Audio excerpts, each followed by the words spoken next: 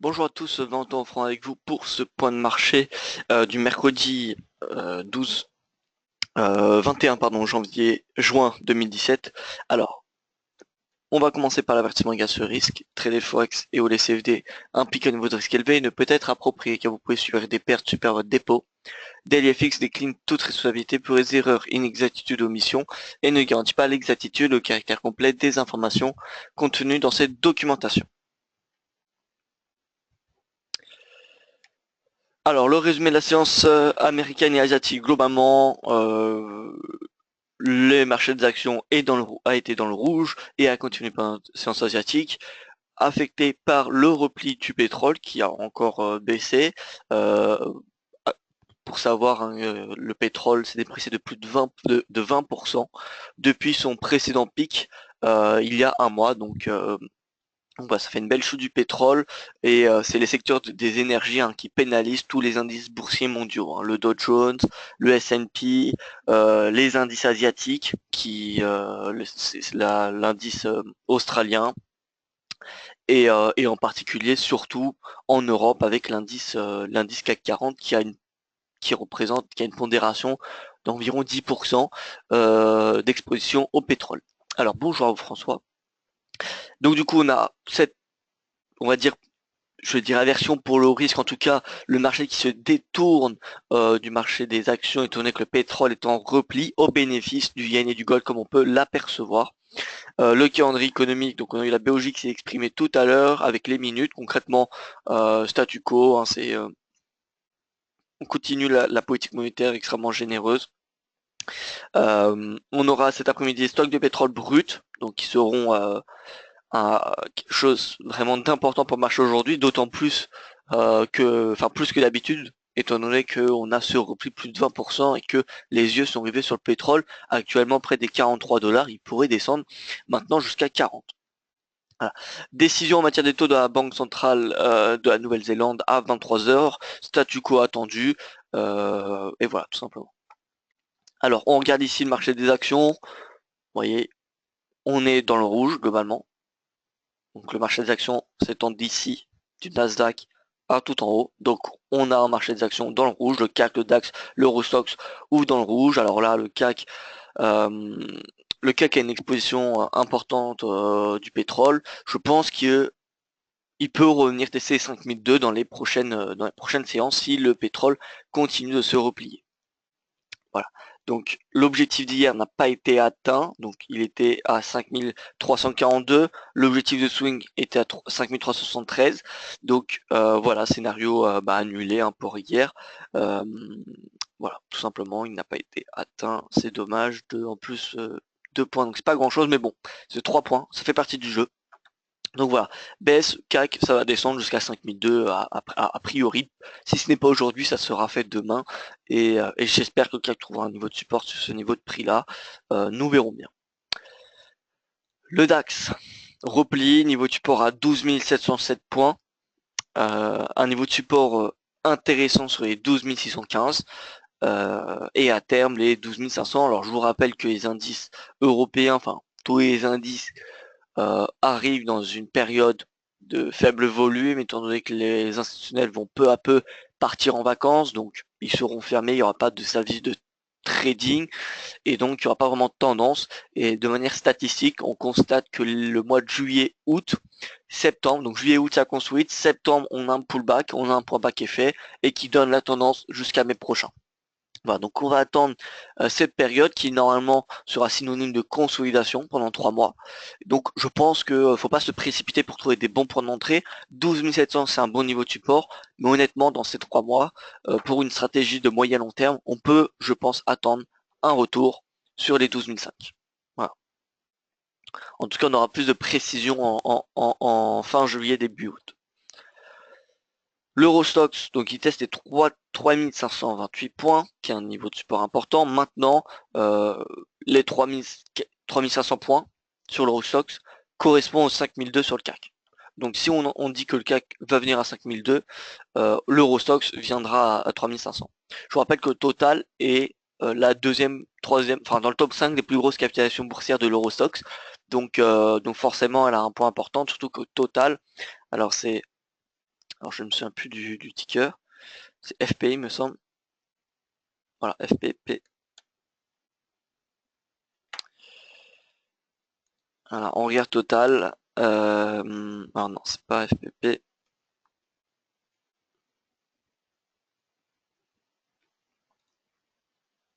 Voilà, total concrètement depuis le début de l'année. L'action perd 8% à cause du pétrole. Voilà. On compare avec le pétrole. Et donc, il faut savoir que Total est la deuxième plus grosse capitalisation boursière du CAC 40. Le LVMH qui l'a dépassé il y a de cela un mois ou deux. Donc voilà, on a le pétrole en noir, on a en chambre des japonais l'action Total. Donc voilà, on a une corrélation quasiment parfaite. Dès que le pétrole tombe, eh bien on a Total qui est délaissé. On peut même regarder technique FMC, hein. Technique FMC.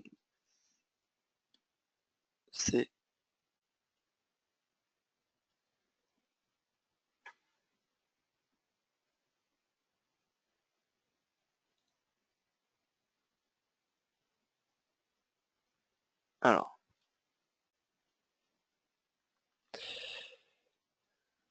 Technip.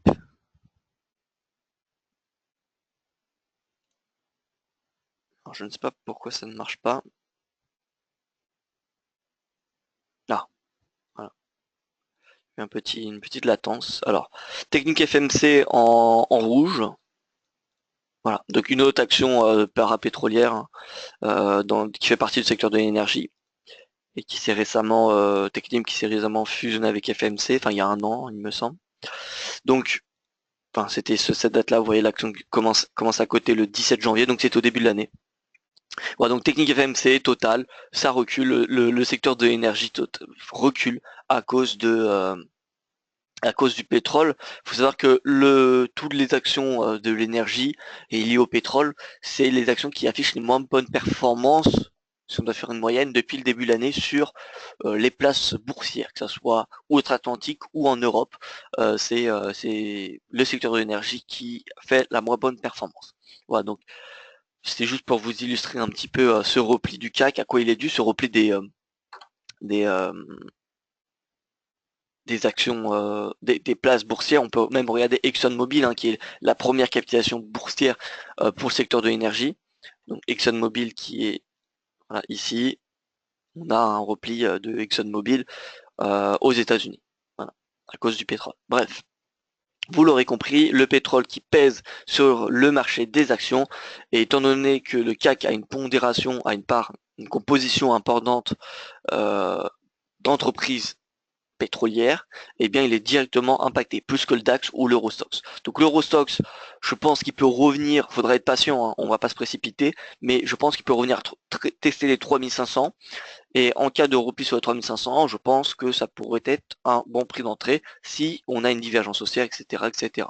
Donc on attendra un signal de hausse, un signal haussier pour payer l'Eurostoxx sur les 3500, pour payer le CAC sur les 5002 et pour payer le DAX sur les 12 615 points. Voilà, donc en intraday, le biais il est baissier.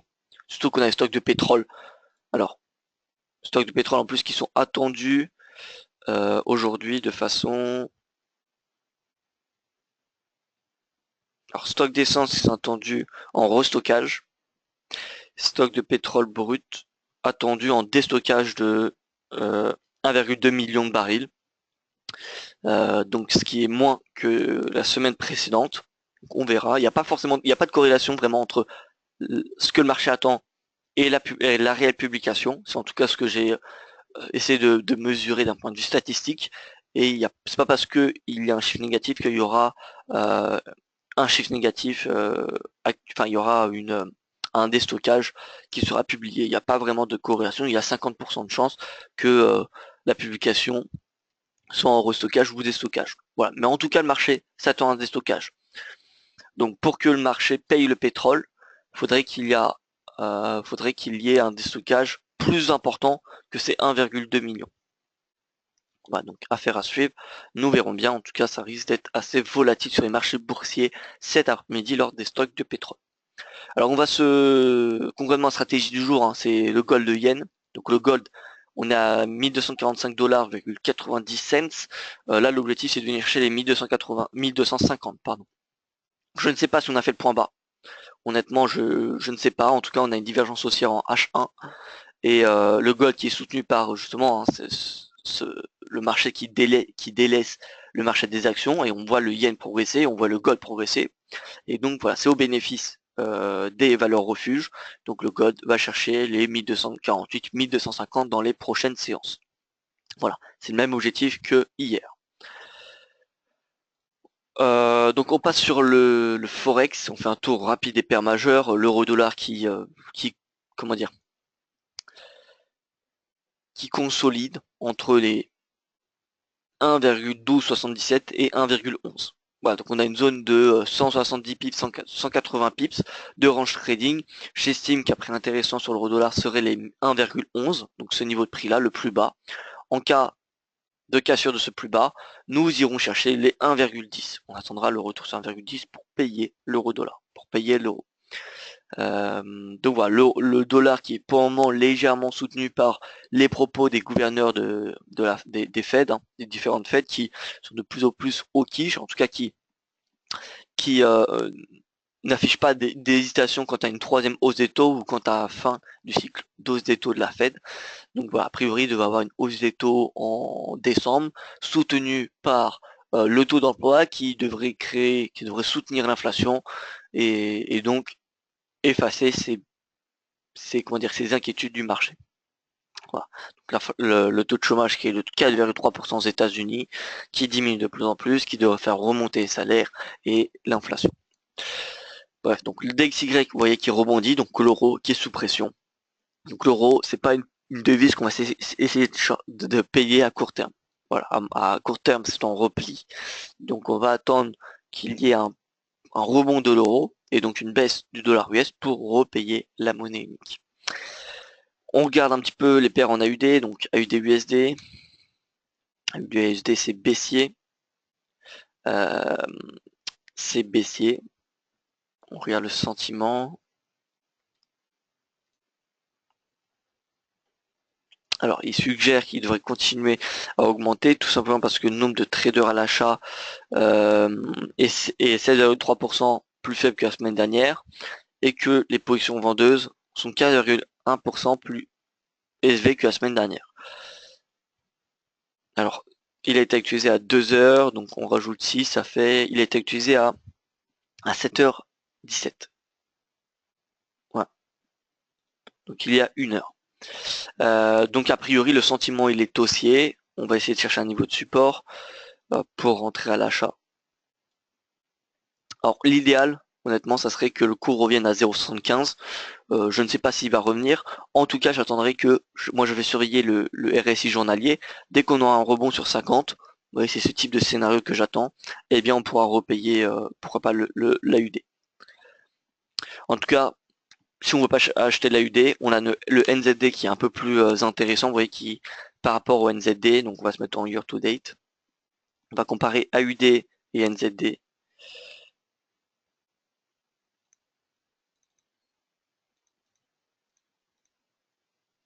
Voilà, donc l'AUD USD en ligne, NZD USD en chandelier. On voit que le NZD USD est un peu plus volatile, j'ai envie de dire.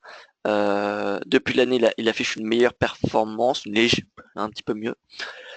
Donc le NZD USD, je pense qu'il peut venir chez les 0,7311. Après attention, parce que cette nuit, on a la décision des taux de la RBNZ. C'est un statu quo qui est attendu, mais bon, enfin moi je reste plutôt bullish sur les paires AUD et NZD face au dollar US malgré le rebond en intraday. En intraday d'ailleurs, la stratégie, la devise à mon avis qu'il faut payer, donc on va regarder ça, mais ça doit être le yen. Donc vous voyez que l'USD yen est sous pression, il cède sous les 50%. Là le prochain niveau de support est à 110,92 en intraday. On regarde le GBP USD, alors GBP USD, voilà, ça c'est après les propos de Carnet qui a dit qu'il n'y allait pas d'avoir de hausse des taux directeurs, qui a justifié cela. La livre a été baissière, là c'est un pullback sur les 1,2575.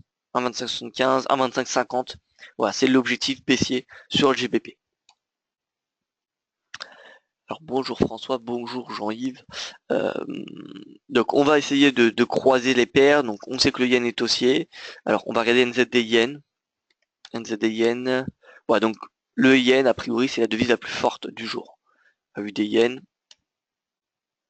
Il y a un chandelier baissier, donc le yen qui fait pression. Le CAD yen, le CAD yen, ça doit être une devise. Enfin, c'est une paire extrêmement intéressante. À noter que le CAD yen a atteint notre objectif en début de semaine, donc c'est excellent. Voilà, pour ceux qui ont payé le CAD, écoutez, c'est excellent. On l'a pas pris au début, hein, on l'a pris vers ce niveau de prix là. Donc c'est pas grand chose, hein. On a pris quoi, 50, soixantaine de pips. Bon, il y a pas enfin, c'est pas un scénario validé, mais bon, il n'y avait pas grand chose à aller chercher. Donc le CAD, il est baissier, le yen est haussier. Donc voilà, là c'est pression, le cours il va au moins venir chercher un intraday les 83,56. Et je dirais même que le pétrole qui est sous pression. Euh, donc on va pas chercher à payer le yen sur du long terme, parce que le yen a une tendance plutôt baissière. Mais regardez, ce qui est intéressant, c'est depuis le début de l'année, vous voyez que le CAD yen est sous pression. Donc concrètement, moi je pense que le CAD yen peut revenir chercher. Alors on va chercher des niveaux de support weekly.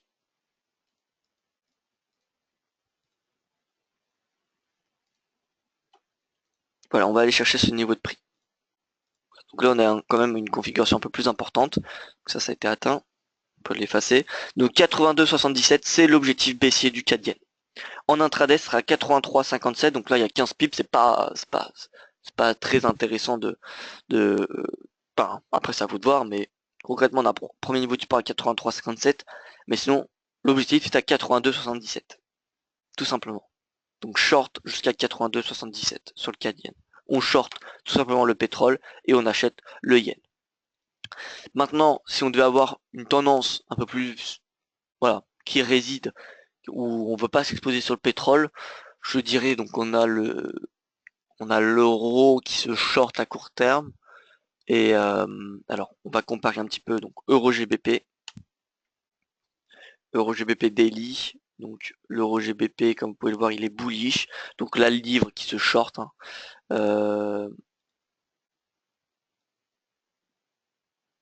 Alors je ne sais pas si cet objectif a été atteint. Je ne sais pas du tout. Alors euro GBP, on va mettre GBP-UD pour voir lequel superforme. Donc c'est baissier, euro AUD. Donc là, en fait, le but, la démarche que je suis en train de faire, c'est de croiser les devises pour voir lesquelles sont les plus fortes et les plus faibles. Donc l'euro a le dessus sur l'AUD, très intéressant, très très intéressant. L'eurodoll, donc j'ai une question pour le jour. Avez-vous fait l'analyse sur l'eurodoll de la part de Philippe? Alors oui, on a fait une analyse, mais bon, là la stratégie intraday, concrètement, on a le dollar US qui est haussier, donc fait pression sur l'euro. Donc là, j'ai plutôt un biais baissier sur l'euro-dollar en intraday, direction les 1,11. Voilà. En tout cas, si ça se fait pas en intraday, ça se fera sur du swing trading 1,11. Et si on s'enfonce ce niveau qui coïncide avec cette oblique haussière, si on a une cassure journalière, même hebdomadaire, j'attendrai même une clôture hebdomadaire, ça sera un signal baissier jusqu'à 1,10. Voilà. Donc à court terme, direction 1,11,09. Donc euro AUD, on l'a vu, c'est haussier, donc l'AUD qui sous-performe. GBP-UD, voilà, baissier. Alors en intraday, il me semblerait que c'est le GBP qui est haussier. Donc voilà, l'AUD qui est vraiment une devise très très faible aujourd'hui. AUD CAD, on va regarder. Voilà, AUD même baissier, donc qui fait même moins bon que le pétrole. Donc si on regarde l'AUD yen, alors attention parce que ça va être un objectif valide qu'en intraday. Mais l'AUD yen est très baissier. L'objectif a été atteint, vous voyez, hier. Donc voilà, notre objectif de payer l'AUD a été bon. Maintenant, cet objectif-là sera valide que en intraday parce que l'AUD garde un biais haussier sur du moyen long terme. En intraday, l'AUD est baissier.